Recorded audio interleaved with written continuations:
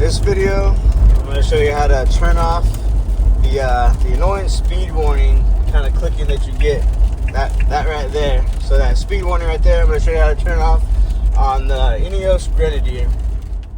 Alright, so with the vehicle running in park, I'm going to come over here and I'm going to press the fave button.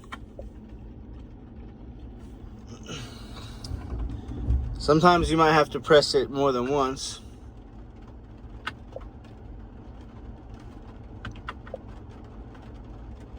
There you go. So I pressed it a couple times and it's going to bring up this screen here. Then you'll come over here and you'll turn off the over speed warning. And then you want to turn off the speed change info too if you don't want it to. That's when the speed, basically when you take a corner and the difference changes at, on the new road. That's what that warning is there too. And it also gives you that clicking type noise too. So that's it to turn it off.